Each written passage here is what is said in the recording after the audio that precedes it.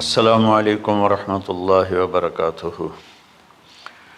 الحمد للہ الذی بیدہ الملک وہو علی کل شیء قدیر، هو الاول والآخر والظاہر والباطن وہو بکل شیء علیم، واشہد ان لا الہ الا اللہ وحدہ لا شریک لہ، واشہد ان سیدنا ومولانا محمدا عبدہ ورسولہ، ارسلہ بالحق بشیرا ونذیرا وداعیا الی اللہ بإذنہ وسراجا منیرا، صلی اللہ تعالی علیہ وعلی آلہ وعلی اصحابہ وبارک وسلم تسلیما کثیرا کثیرا، اما بعد فاعوذ باللہ من الشیطان الرجیم، بسم اللہ الرحمن الرحیم۔ ان ابراہیم کان امۃ قانتا حنیفا للہ ولم یک من المشرکین شاکرا لانعمہ اجتباہ وہداہ الی صراط مستقیم ثم اوحینا الیک ان اتبع ملۃ ابراہیم۔ وقال تعالی فلما اسلما وتلہ للجبین ونادیناہ ان یا ابراہیم قد صدقت الرؤیا انا کذلک نجزی المحسنین۔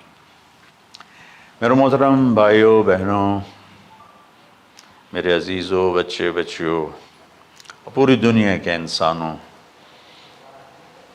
اللہ کرے میرا پیغام پوری دنیا میں پہنچے، مسلم بھی سنیں، نان مسلم بھی سنیں، کہ اچھی بات تو لینی چاہیے جہاں سے بھی ہو۔ ان ابراہیم لأواہ حلیم، ان ابراہیم لأواہ حلیم۔ ابراہیم بہت مہربان، رونے دھونے والے تھے، اور ابراہیم کا مطلب بھی ہے مہربان باپ، مہربان باپ۔ ابراہیم علیہ السلام کی کہانی تو بہت لمبی ہے، تو ہم شروع ہی کرتے ہیں کہ ابراہیم علیہ السلام سے اللہ نے اپنے بچے کی قربانی کیسے لی، پیچھے سارے واقعات کو چھوڑ کر۔ ابراہیم علیہ السلام کو جب آگ میں ڈالا گیا اور اللہ تعالیٰ نے ان کو آگ سے زندہ سلامت باہر نکالا، تو پھر انہوں نے ہجرت فرمائی اور مصر گئے۔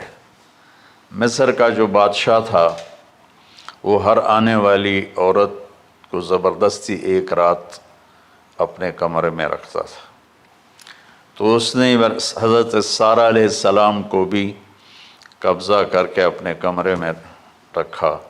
جو ہی ہاتھ بڑھاتا اس کا ہاتھ سوکھ جاتا، پیچھے کرتا تو ٹھیک ہو جاتا، پھر ایسے ہاتھ بڑھاتا سوکھ جاتا، پھر پیچھے کرتا ٹھیک ہو جاتا، پھر ایسے ہاتھ بڑھایا سوکھ گیا، پھر پیچھے کیا ٹھیک ہو گیا۔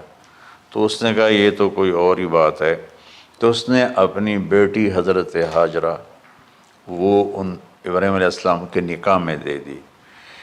ابراہیم علیہ السلام اس وقت 70 سے اوپر جا چکے تھے اور حضرت ہاجرہ 22 سال کی تھی۔ یہ 3 افراد کا قافلہ ہجرت کر کے فلسطین پہنچا، اور ابراہیم علیہ السلام کی عمر گزر گئی۔ رب ہب لی من الصالحین، یا اللہ کوئی نیک بچہ دے، یا اللہ کوئی نیک بچہ دے۔ اولاد کا نیک ہونا ضروری ہے، ڈاکٹر بنے، انجینئر بنے، عالم بنے، مفتی بنے، ان میں سے کوئی چیز ضروری نہیں، اولاد کا نیک ہونا ضروری ہے، اور اس کے لیے والدین کو ٹائم دینا پڑے گا، والدین کو محبت دینی پڑے گی، والدین کو گود دینی پڑے گی، والدین کو شفقت دینی پڑے گی، ورنہ اولاد اور ماں باپ 2 کنارے بن جائیں گے۔ کچھ تقریباً 84 سال کی عمر میں اللہ تعالیٰ نے حضرت ہاجرہ سے بیٹا دیا، سارہ کی بجائے ہاجرہ سے بیٹا دیا۔ حضرت اللہ کی حکمت تھی، اللہ بھی یہی چاہ رہے تھے، تو حضرت سارہ کو بڑی تکلیف ہونے لگی، کہنے لگے اس بچے کو مجھ سے دور کرو، اس بچے کو مجھ سے دور کرو، میں دیکھ نہیں سکتی۔ تو جبریل آئے کہ اللہ تعالیٰ بھی فرما رہے ہیں کہ اسے یہاں سے دور کرو، کہ کہاں لے جاؤں؟ کہ یہ ہم بتائیں گے کہاں لے جانا ہے۔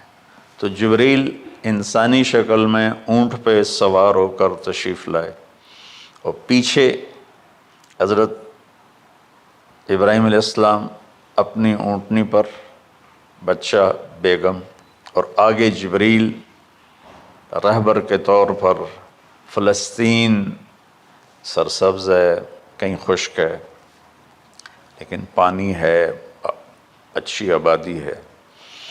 چلتے چلتے چلتے چلتے 1 مہینہ کا سفر کرنے کے بعد جب وہ علاقہ شروع ہوا جہاں کالے پہاڑ، کالے پتھر، کوئی پتا نہیں سبزے کا اور کوئی نشان نہیں پانی کا، وہاں سے چلتے چلتے چلتے 4 پہاڑوں کے اندر ایک وادی سی آئی۔ جب وہاں پہنچے تو جبریل کہنے لگے اللہ کے نبی یہاں ہاجرہ اور اسماعیل کو چھوڑ دیں۔ جب وہ آگ میں جا رہے تھے نا ابراہیم علیہ السلام، تو ایک لفظ نہیں بولے، بنا کہا حسبی اللہ و نعم الوکیل۔ لیکن جب جبریل نے کہا یہاں چھوڑ دیں تو ایک دم بولے یہاں کیسے چھوڑ دوں، یہاں تو کچھ بھی نہیں ہے، یہ کیسے رہیں گے؟ کہ یہ آپ کے رب کی منشا ہے، یہاں اللہ کا گھر بنے گا، یہاں اس بچے کی نسل سے ایک آخری نبی پیدا ہوگا جو پورے عالم کو روشن کرے گا، آپ چھوڑ دیں۔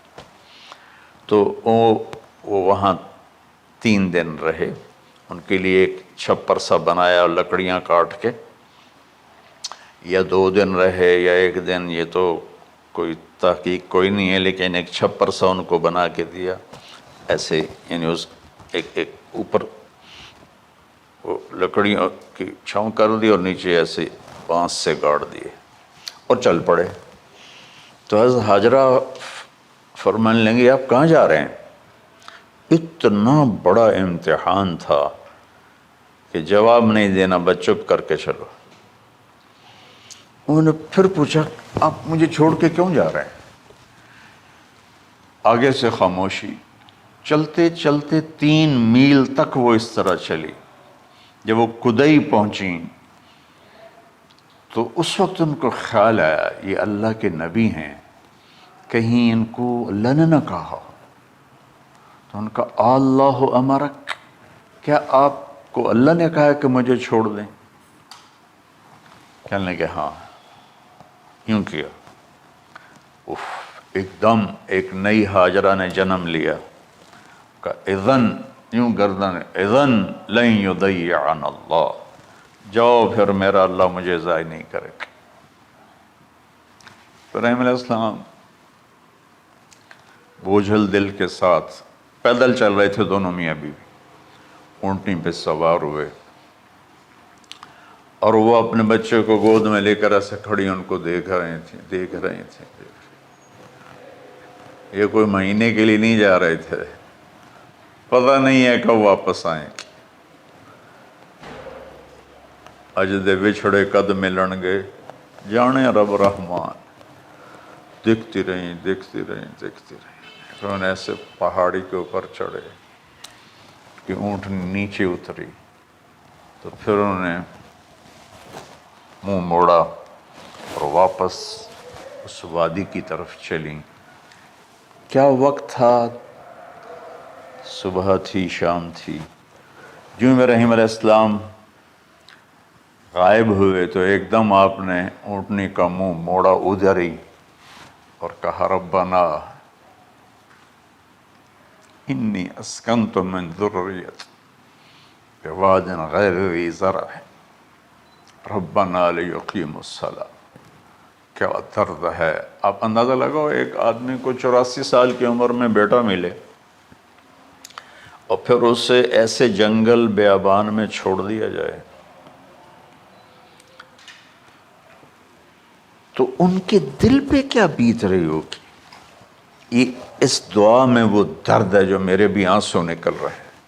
ان کو 3 دفعہ قصہ سنا چکا۔ اے اللہ، تیرے ہی کہنے پر، تو جو میرا رب ہے، یا اللہ نہیں کہا، اللہم نہیں کہا، ربنا، یا اللہ تو مہربان ہے، اس میں بھی کوئی تیری مہربانی ہوگی، تیری محبت ہوگی، تیری شفقت ہوگی۔ انی اسکنت من ذریت، میں نے چھوڑ دیا اپنی اولاد کو. یا اللہ میں نے وہاں چھوڑا جہاں نہ پتا ہے، نہ دانا ہے، نہ پانی ہے. تو جان اور یہ جانے. اس درد بھری دعا نے عرش کو بھی ہلا دیا تھا. اور آپ نے منہ موڑا. اس باپ کو سوچو جو ہر قدم پہ اپنے معصوم بچے سے دور ہو رہا ہے، اور اس ماں کو سوچو جو ہر قدم پہ اپنے خامن سے دور ہو رہی ہے. ابراہیم کی منزل تو آگے گھر ہے، 2 بیویاں اور ہیں، ادھر تو پتھروں کے ساتھ دوستی ہے. جب ہاجر، میں ایک دفعہ میں ایسے ہی سوچ میں بیٹھا، میں اتنا رویا. میں نے کہا جب وہ ہماری ماں ہاجرہ وہاں اکیلی بیٹھی ہوگی، وہ چاروں طرف اونچے اونچے پہاڑ تھے، اور اندر بیٹھنے والے کو باہر کا پتہ نہیں، باہر والے کو اندر کا پتہ نہیں. تو شام ڈھلی ہوگی تو اندھیری رات نے کیا ظلم ڈھایا ہوگا. کالے پہاڑوں کا اندھیرا، اندھیری رات کا اندھیرا. تارے بھی حیران ہوں گے یہ کون بی بی بیٹھی ہوئی ہے. ستارے روزانہ ہی نکلتے تھے، لیکن آج وہ ایک نیا تماشا دیکھ رہے ہیں کہ ایک معصوم شہزادی ایک معصوم بچے کو گود میں لے کے بیٹھی ہے. کون اسے یہاں چھوڑی؟ چاندنی رات ہی تو چاند بھی حیران ہو رہا ہوگا، یہ کیا ہو رہا ہے، یہ کیا ہو رہا ہے، یہ کیا ہو رہا ہے. اور وہ تنہا جان آسمان کو دیکھتی ہوگی، یا اللہ یہ میرے ساتھ کیا ہوگی. وہ رات کیسی، پہلی رات کیسی گزری ہوگی حضرت ہاجرہ پر. یہ ہمارے تبلیغ والے 3 دن کے لیے جاتے ہیں، بیویاں شور مچا دیتی ہیں، چھوڑ کے جاندے پہ، چھوڑ کے جاندے پہ. اس ہاجرہ کو سوچو جس پر اندھیری رات تھی، اور اسے کچھ پتہ نہیں تھا میرے ساتھ کیا ہونے والا ہے. جب دن چڑھا تو سورج نے دیکھ کر اس کی آنکھیں پھٹ گئیں کہ یہ کیا ہے.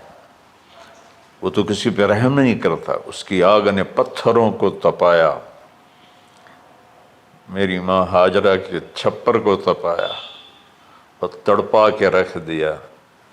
ایک چھوٹا سی مشکیزہ تھا پانی کا، اسے گھونٹ گھونٹ پی کے ان کے منہ میں بھی ڈال رہی تھی. اس مشکیزے پر 3 دن گزرے، پانی ختم ہو گیا. ہم 92 کے حج میں پھنس گئے.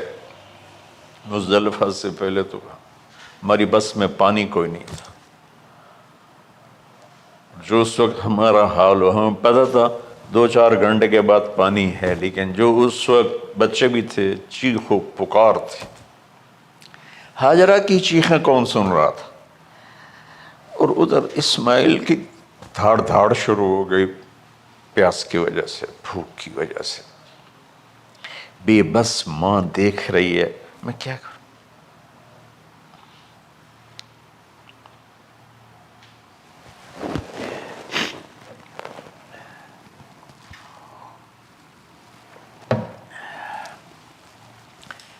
میں قطر میں تھا جماعت میں، تو مجھے یہاں کندھے میں درد ہوا، میں ہاسپٹل گیا تو ایمرجنسی سے انہوں لے کر گئے.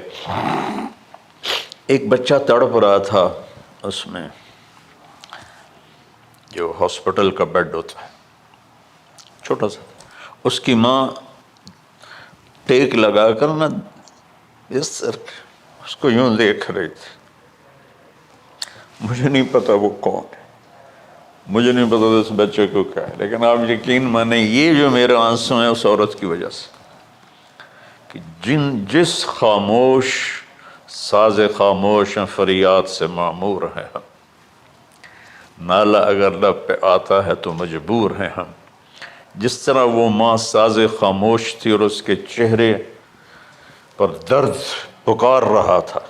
میں صرف ایسے گزرتے گزرتے اس کو دیکھا، اور میں آج رو رہا ہوں 15 سال کا قصہ یاد کر کے.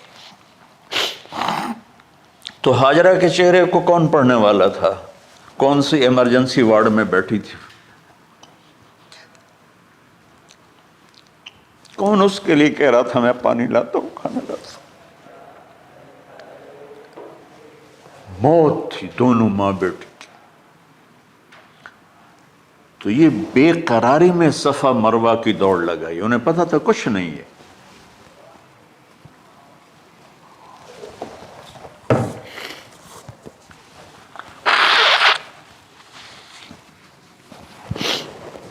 انہیں معلوم تھا کچھ نہیں ہے، لیکن وہ اس کو تڑپتے دیکھ نہیں پا رہے۔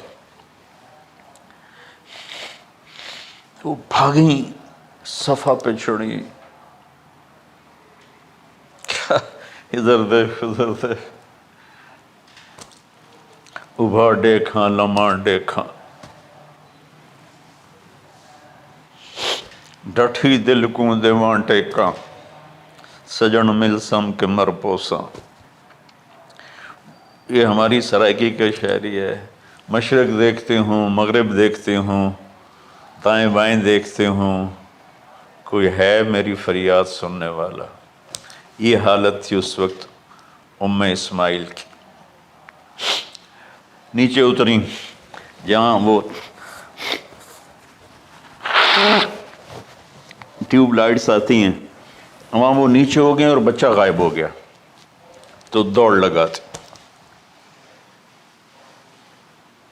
مصر کی شہزادی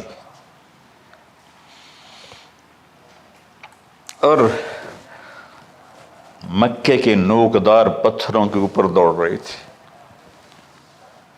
جب بچہ نظر آیا پھر آہستہ ہو گئی، پھر مروہ پہ چڑھی، پھر صفا پہ چڑھی، پھر مروہ پہ چڑھی، پھر صفا۔ مجھے لگتا ہے صفا مروہ بھی رو رہے ہوں گے اس وقت، اور مکے کے پہاڑ بھی رو رہے ہوں گے، سورج بھی اس وقت رو رہا ہوگا۔ آخر وہ مروہ پہ تھک کے گر گئیں۔ یہ نہیں کہ انہیں 7 چکر لگانے تھے، 7ویں چکر کے بعد ان کی ہمت جواب دے گئی، وہ گر گئیں، اور ان کا جینا چاہا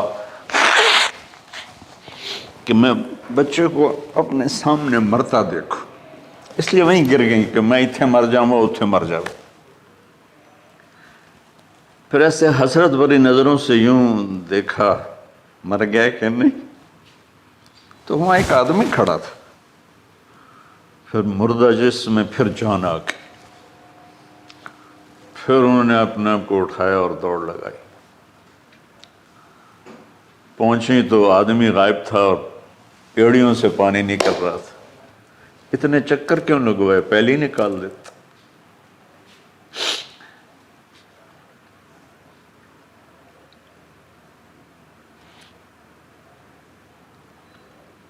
عشق ہوں میں عشق کماں میں، دل رکھیں وانگ پہاڑاں ہو، سہ صدیاں ہزار غلام میں، کر جانے باغ بہاراں ہو۔ منصور جے چک سولی دتے، جڑے واقف کل اسراراں ہو، سجدیں سر چائیں نہ باہو، توڑے کافر کہیں ہزاراں ہو۔ عاشق سوئی حقیقی جڑا، قتل معشوق دے مننے، سر نو جوڑے تے مکھ نہ موڑے، بھامیں 100 تلواراں کھنے، سچا عشق حسین علی دا باہو، سر دتے تے راز نہ بن۔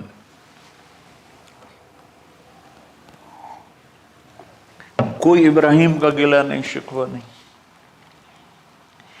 یہ 7 چکر اور تڑپ اور درد، اس کے بعد پانی کیوں نکالا، پہلے کیوں نہیں نکالا؟ کہ عشق کا راستہ ہی ہے۔ میرے گھر کے راستے میں کوئی کہکشاں نہیں ہے، راستہ عشق، عشق اشقا سے، اشقا کہتے ہیں آکاس بیل جو درخت کو چمڑ جاتی پیلی، تو وہ درخت اس کا ایسا عاشق ہوتا ہے، سب کچھ اس کو کھلا کے خود خوش ہو کے جل کے بالن بن جاتا ہے۔ اس سے اشقا ہے کہ عشق ایسی چیز ہے، عشق تے آتش ڈوہیں برابر، اتے عشق دا تاؤ تکھیڑا، آتش ساڑے کخت کا نیرا، عشق ساڑے دل جڑا. خواجہ غلام فرید صاحب کی شاعری سنا رہا ہوں کہ عشق میں بھی آگ ہے اور لکڑی میں بھی آگ ہے. لکڑی کی آگ خس و خاشاک کو جلاتی ہے اور عشق کی آگ دل کو جلا کے برباد کر دیتی ہے.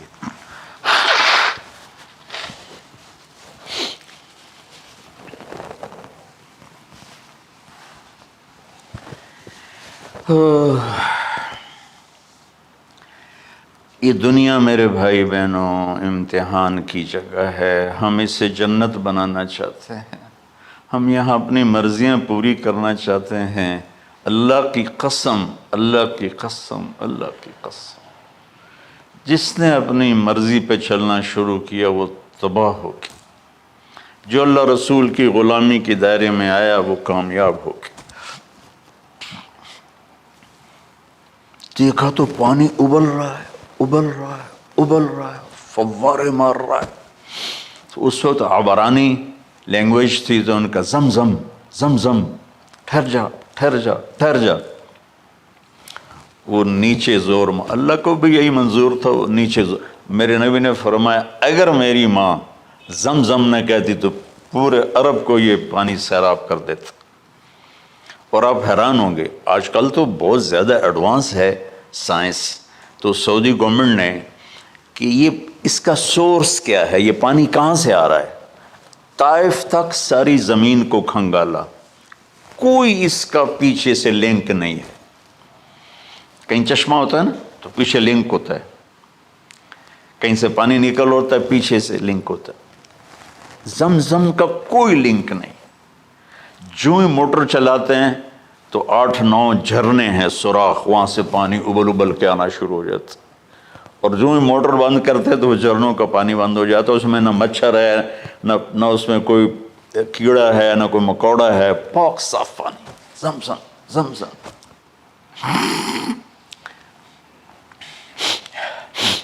جتنا اونچا بنانا ہو بلڈنگ اتنی گہری بنیاد.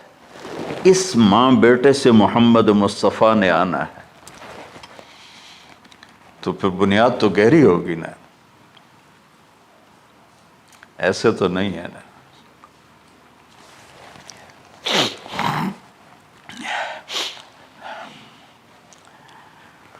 تو چونکہ محمد مصطفیٰ صلی اللہ علیہ وسلم کو اس بچے اور اس ماں سے اللہ نے وجود دینا، پیچھے ابراہیم والد ہیں دینا. ابراہیم علیہ السلام کی نسل میں 4000 انبیاء آئے، بنو اسرائیل میں 4000، اور حضرت اسماعیل علیہ السلام کا ایک ہی جو 1.25 لاکھ پہ بھاری نہیں ہے بلکہ کل کائنات پہ بھاری ہے اللہ کے بعد. تو اس لیے پسائی ہوئی یہ جو بناتے ہیں اپنی باڈیز، وہ اپنی کتنی پسائی کرتے ہیں، وزن اٹھاؤ دوڑو، وہ کیا کیا اپنے آپ کو مشقت میں ڈالتے ہیں، تب جا کے وزن وہ نکھر کے آتے ہیں. یہاں کوئی آبادی نہیں تھی. یمن سے لوگ جاتے تھے شام تجارت کے لیے. تو قبیلہ جرہم کا گزر تھا، پانی نہیں تھا، تو وہ پانی کی تلاش میں تھے. انہوں نے پرندے دیکھے، وہ کہنے کہ پرندے تو پانی پر آتے ہیں. انہوں نے 2 آدمی بھیجے. آگے دیکھا ایک خاتون، ایک بچہ اور کنواں تو نہیں تھا، پانی چشمہ. تو وہ سارے آئے اور کہا کہ بہن ہم یہاں ٹھہر جائیں. کہا ٹھہرو لیکن پانی میرا. انہوں نے کہا ٹھیک ہے پانی آپ کا ہے. تو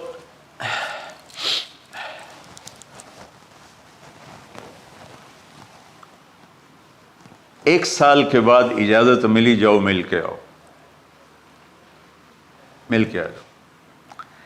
جس گھاٹی سے ابراہیم کو جدا کیا تھا اس پر کتنی دفعہ حضرت ہاجرہ کی نظر پڑتی ہوگی.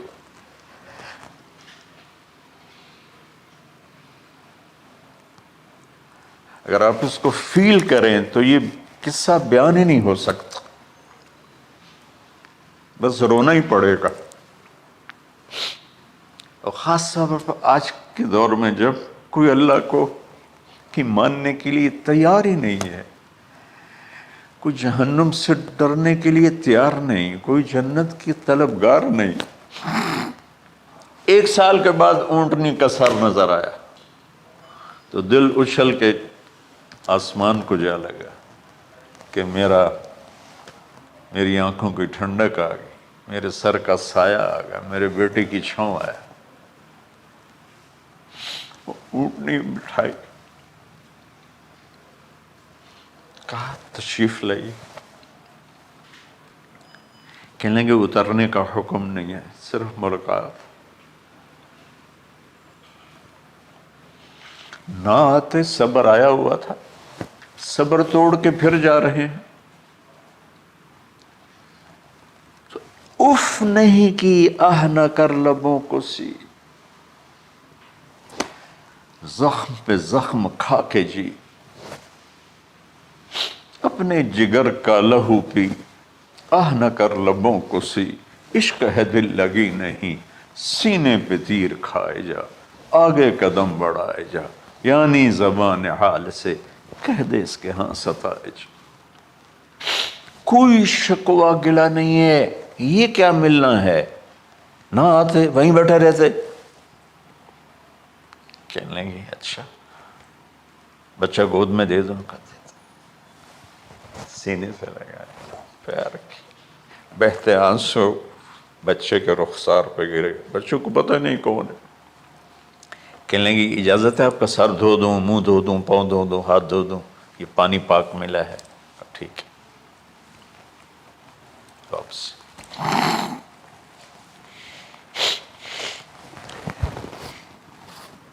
فلما بلغ معه السعي،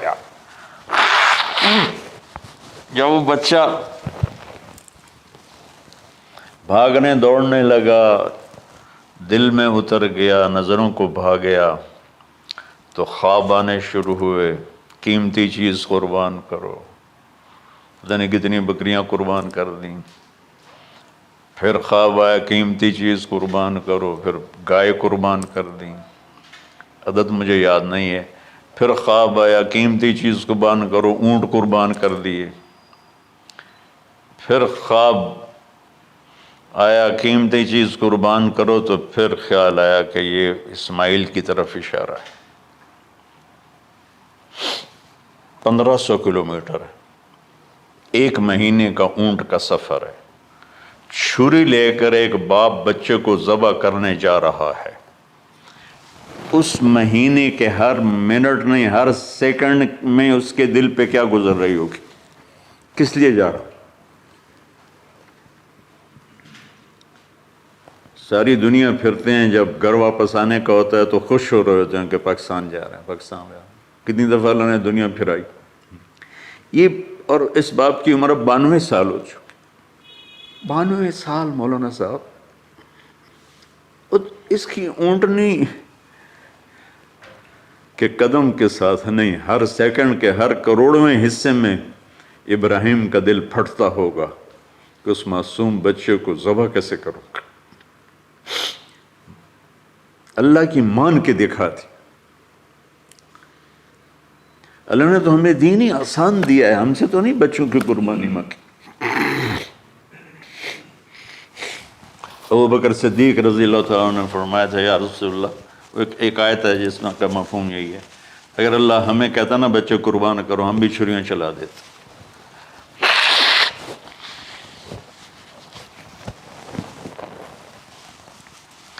تو میں اس تصور میں جب ڈوبتا ہوں میں رونا شروع کر دیتا۔ 92 سال کی ہستی بڑھاپے میں 1 مہینے کی اذیت برداشت کرتے ہوئے جا رہے ہیں کہ بیٹا ذبح کرنا ہے، بیٹا ذبح کرنا ہے، بیٹا ذبح کرنا ہے۔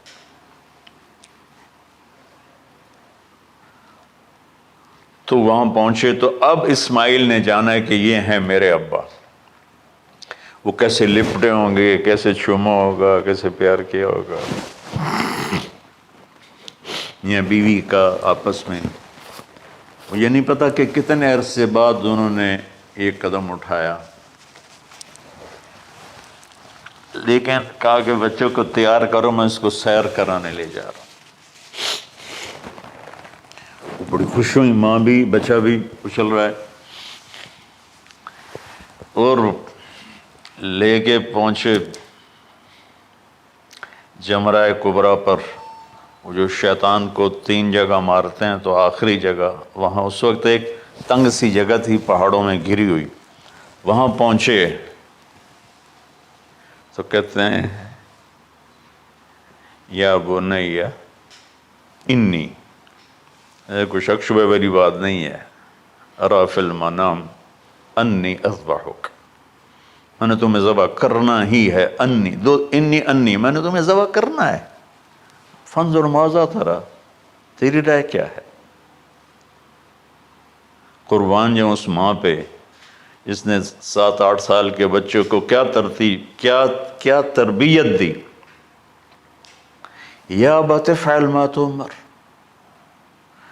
یعنی یا ابت افعل، بیچ میں کوئی حرف نہیں، کوئی عطف نہیں، یا ابت افعل بما تؤمر ستجدنی انشاء اللہ من الصابرین۔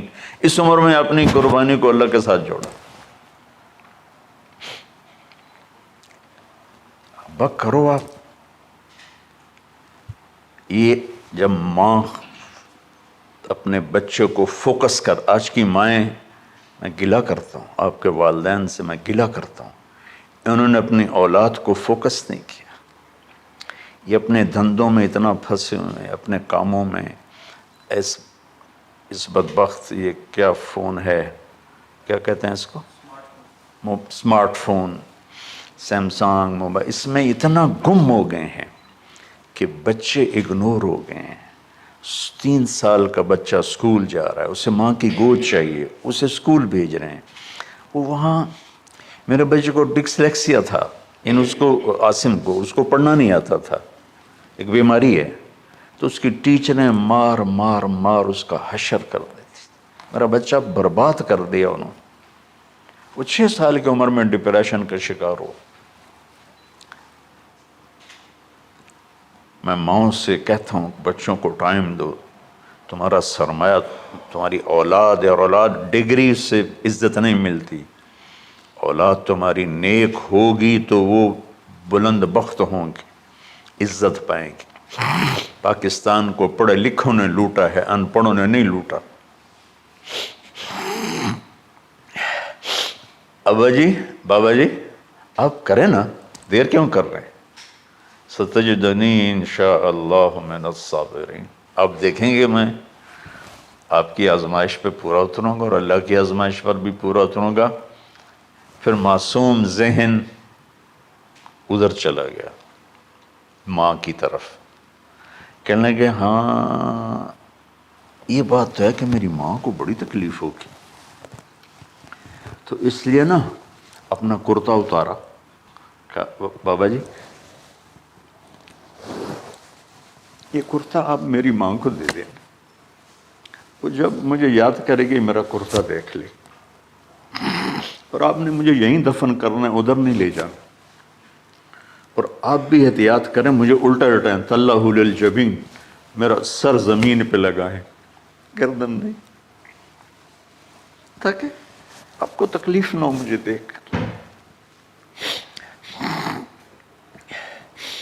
اب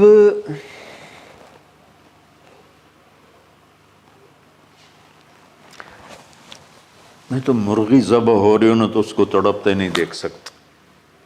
قربانی کے لیے مفتی صاحبان کہتے ہیں کہ اوپر کھڑا ہونا چاہیے، خود کرے یا اوپر کھڑا، میں نہیں کھڑا ہو سکتا، جانور جب تڑپتا ہے تو مجھے کچھ ہونے لگتا، تو میں بچوں کو بھیجتا ہوں جاؤ قربانی پہ کھڑے ہو۔ جیسے ابراہیم علیہ السلام کا تصور کر کے میری چیخیں نکل کہ انہوں نے جب ان کی کمر پہ گوڈا رکھا ہوگا یوں کر کے، ہاتھ باندھے، پاؤں باندھے، اور سر کے بال یوں اٹھا کے یہاں لائے ہوں گے سر کو، اور چھری یہاں رکھی ہوگی، کیا کیفیت ہو، تو یوں آسمان کو دیکھ کر کہ یا اللہ کیا تم مجھ سے ناراض ہو گیا کہ میرے دل میں اسماعیل زیادہ اتر گیا ہے؟ یا اللہ ایسا کبھی نہیں ہے، یا اللہ یہ میرا کوئی امتحان تو لے رہا ہے، یا اللہ تیرے پر سب کچھ قربان ہے، اور یوں چلائی اور اللہ تعالیٰ نے چھری کی کیا حیثیت ہے، اس نے چلنے سے انکار کر دیا، پھر چلائے، پھر چلائے۔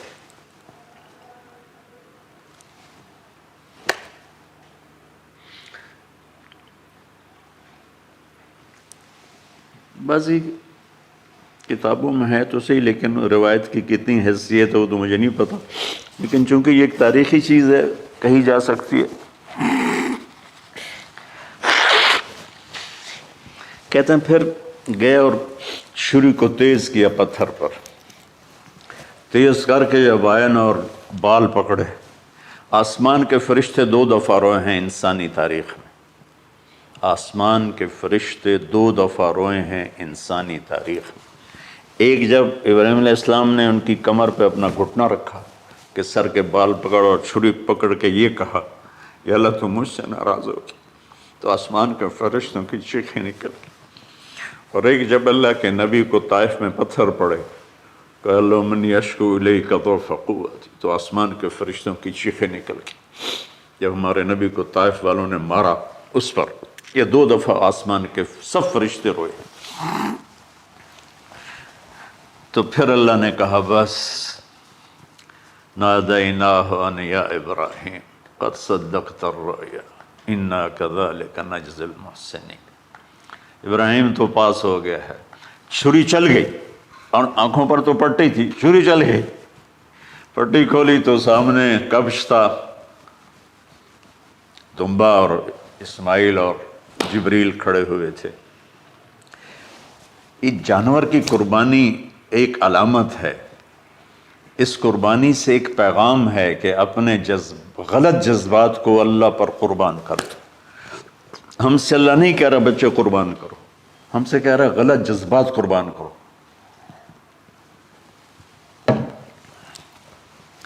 ہم سے اللہ کہہ رہا ہے اپنے جذبات کو دبا دو جو تمہیں اللہ اس کے رسول سے دور کرتے ہیں، ان پر چھری چلاؤ۔ جو اللہ اس کا محبوب کہتا ہے ان کو کرنے کے لیے بھی اپنے جذبات پہ چھری چلاؤ۔ سچ بولنے کے لیے چھری چلانی ہے تو چلاؤ اپنے جذبوں پر، اب اس کو پھیلا دو۔ ساری شریعت میں اللہ نے جو احل حلالا، جو اس نے کہا ہے یہ کرنا ہے، اس کے لیے اپنے جذبات قربان کر دو۔ وحرم حراما، اور جو کہتا ہے نہیں کرنا اس کو چھوڑنے کے لیے اپنے جذبات قربان کر دو۔ تو یہ ہے قربانی کی اصل حقیقت۔